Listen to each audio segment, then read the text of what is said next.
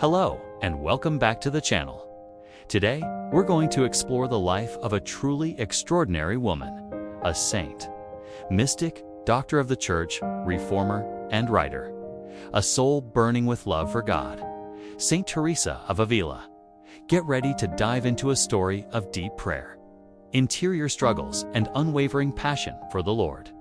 Teresa was born in 1515 in the city of Ávila, Spain. She came from a large Catholic family with Jewish convert ancestry. From a young age, Teresa showed a vivid imagination and a strong desire for what was eternal. There's a remarkable story from when she was just 7 years old. Teresa tried to run away from home with her brother Rodrigo to go die as martyrs among the Moors, hoping to enter heaven right away.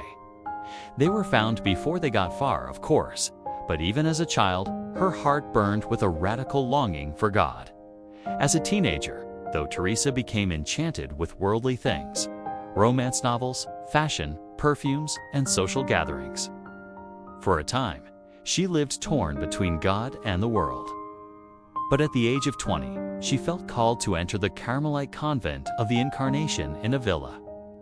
That was the beginning of a long, interior journey that would eventually transform her life and the church. It's important to understand, Teresa didn't become a saint overnight. For years, she lived in spiritual mediocrity. The convent life at the time was relaxed, even comfortable. The nuns often received guests, engaged in social events, and lived with many distractions. Teresa herself admitted that she spent more time chatting in parlors than praying in silence. But God had other plans. One day, while looking at an image of the suffering Christ, something shifted deep inside her. Teresa was overwhelmed with sorrow and love. She understood that God was calling her to a more authentic, intimate, and radical friendship with Him.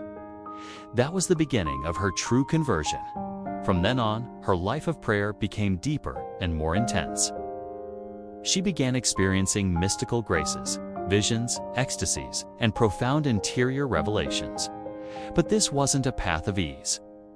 She faced doubts, physical illnesses, and even criticism from within the church. Many couldn't understand what she was living. Some thought she was deceived or even mentally unstable. But Teresa knew that what she was experiencing was real. It was God drawing her into the depths of His mystery. One of her greatest contributions to the church is her teaching on prayer. In her writings, especially The Interior Castle, she describes the soul as a beautiful castle made of crystal with many rooms. At the center of the castle is God Himself, waiting for us. But to reach Him, we must pass through these rooms, stages of purification, surrender, and love. She teaches that true prayer is not about words or methods, but about friendship with God, talking to Him as with one who loves us. But Teresa didn't just stay in mystical heights. She was also a fierce reformer. She saw that many Carmelite convents had lost their original spirit of poverty and prayer. With determination and courage, she began to reform the order, founding small, poor, silent communities where the focus was entirely on God.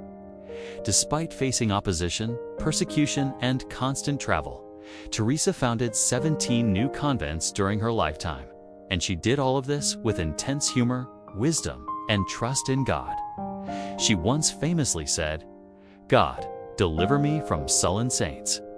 She wanted holy people to also be joyful and fully alive. In 1970, Saint Teresa of Ávila became the first woman in history to be declared a doctor of the Church in recognition of her theological and spiritual teachings. And what does she teach us today? In a noisy, fast-paced world where distractions pull us in every direction, Saint Teresa reminds us that our soul is a sacred place where God waits for us. That true transformation comes not from doing more, but from going deeper, into silence, prayer, honesty, and love. Her life challenges us to ask, where is God in my daily life? Am I giving Him space to speak?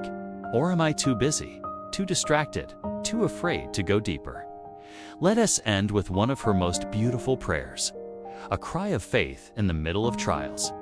Let nothing disturb you. Let nothing frighten you. All things pass away. God never changes. Patience obtains all things. Whoever has, God lacks nothing. God alone suffices. May these words sink into your heart and bring peace today. If this message spoke to you, don't forget to like the video, subscribe to the channel, and share it with someone who needs this kind of hope and inspiration. Thanks for watching, and may the fire that burned in the heart of Saint Teresa also burn in ours. See you next time.